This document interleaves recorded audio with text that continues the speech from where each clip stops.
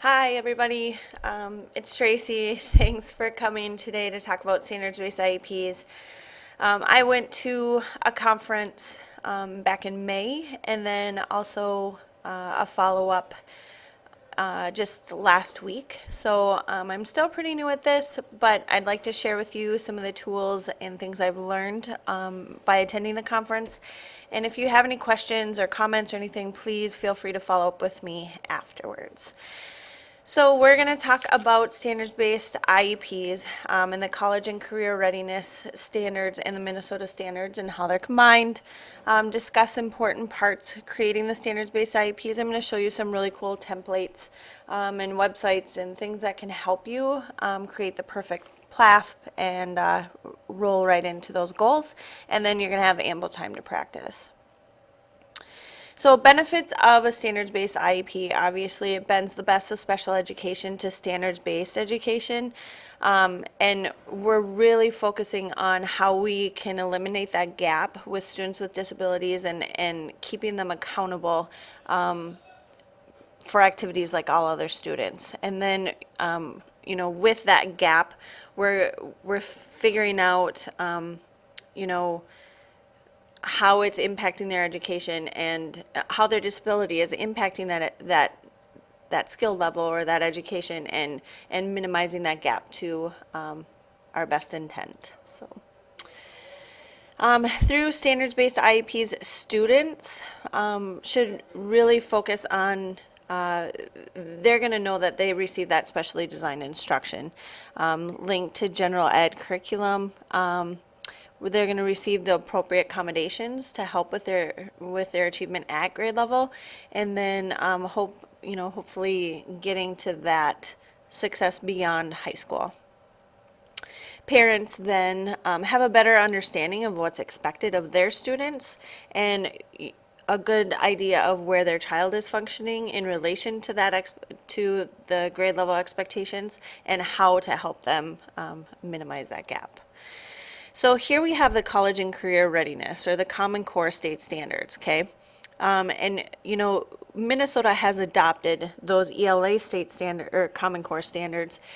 So here we've got the Common Core standards and here we've got Minnesota standards. And, although we have adopted those English language arts standards, we really have expectations far and beyond those Common Core, but really focusing on the Common Core standards. They're aligned with college and work expectations. They're clear and understandable. They're rigorous in content. They build upon strengths and lessons of current state standards and especially Minnesota standards. And they're informed by other top performing countries and they're evidence-based. So we're really focusing on, this is it. This is what at a federal level we look at to judge whether or not a student is able to be successful beyond high school. Why aren't we holding our special ed students to that same accountability? And that's really what the focus is. So now if you will take out a form that looks like this, the substrand numbering, we're just going to do a review of how the standards are organized, okay? So if you'll take out this sheet of paper,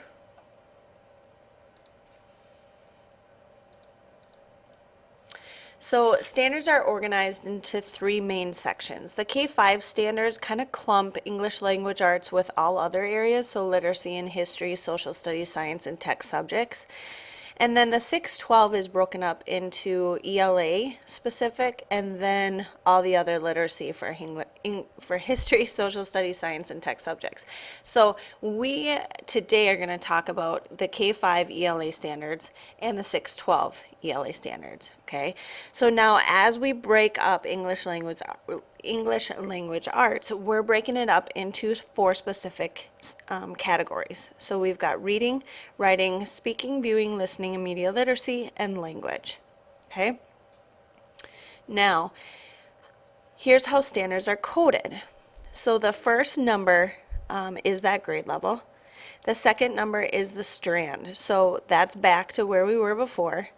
The reading, writing, speaking, viewing, listening, and media literacy, and the language, okay? And then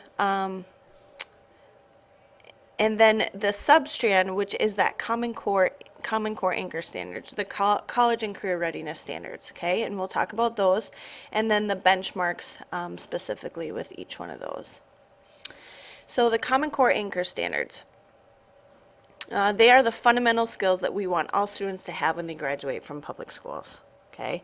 And this is something that we've adopted. So within that four, so if I go back here, within these four sections of the ELA standards, they're broken down even more into reading is broken down into literature and information text, and then within each one of these, we've got the Common Core anchor standards of key ideas and details, craft and structure, integration and knowledge of ideas, reading, and level of complexity, okay? Then we go into writing. Writing is broken down into these 10 anchor standards. Text types and purposes, production and distribution of writing, research to build and present knowledge, and range in writing. Okay. And then we've got speaking, viewing, listening. We've got 6 anchor standards there. And we've got language, 6 anchor standards there. Okay, so there's 2 anchor standards built on conventions, 1 built on knowledge of language, and 3 built on vocab. Now the Common Core anchor standards written again, so if we look at just reading, here we've got 10 anchor standards totals, but they're broken down into these categories. So this is just another way to look at it. Speaking, viewing, listening, and language. Okay, so we consider a student to be college and career ready when they can do these skills. So when we look at students with special needs, we need to look at these as well. Can they demonstrate independence? If no, why not? Build strong content knowledge? If no, why not? Okay. Respond to varying demands of audience, task, purpose, and discipline. Comprehend, critique, value evidence, use technology, and come to understand other cultures and perspectives. So here we go. Standards-based IEPs. What do we do? Okay, so the standards-based IEP is a tool to support the alignment of instruction based on students' needs and our state standards, our state assessments. Okay, we're including educational needs which occur outside the general ed classroom, and we are working on individualized working documents for the students. So now I want you to take out this PLAF form, which looks like this. Okay, so it's a form that has key questions, and it's a 2-paged document. All right, so we have got critical question number 1. How does the student's disability affect his or her involvement in the general ed classroom? So if we look at the student as a whole, we're focusing on their disability and what that looks like in the classroom. Okay, we want to really look at the student as a whole. So we've got some cool tools that I want to show you that I actually created that kind of helps me look at the student as a whole.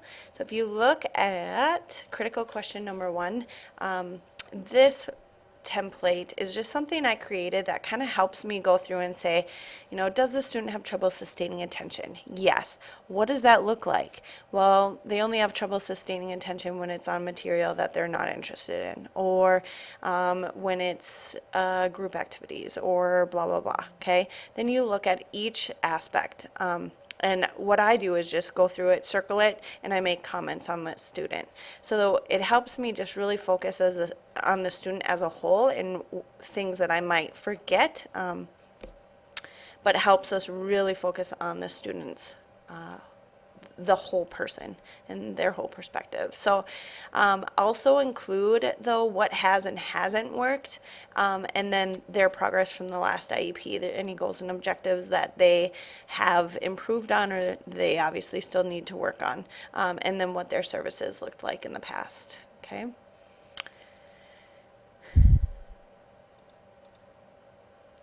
And then question number 2 on that PLAF document, what are the students' greatest strengths and compensatory abilities that contribute to improved academic outcomes? Okay, So what I focus on is the term ISIL. And that's something that we learned at this workshop too. If you look at the instruction, what makes a difference? What do they really respond to, and what do they really not respond well to?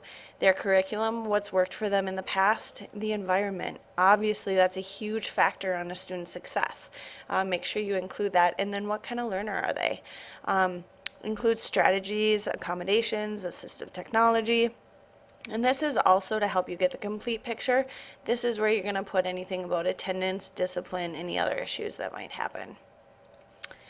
Critical question number 3, what data do we have regarding the student's present level of performance? So this is where we're going to put in a lot of test results, grades, attendance records, discipline reports, any observations that you and the teachers might make, anything that's relevant there.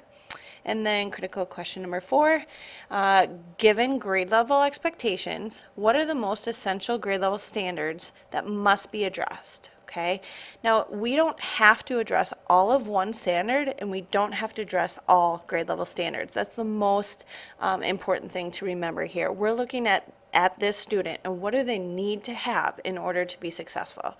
Okay, and what are the most important skills across all academic areas? So is it comprehension? Is it comprehension of text materials across cores? Is it writing? Is it listening comprehension? What are their biggest needs?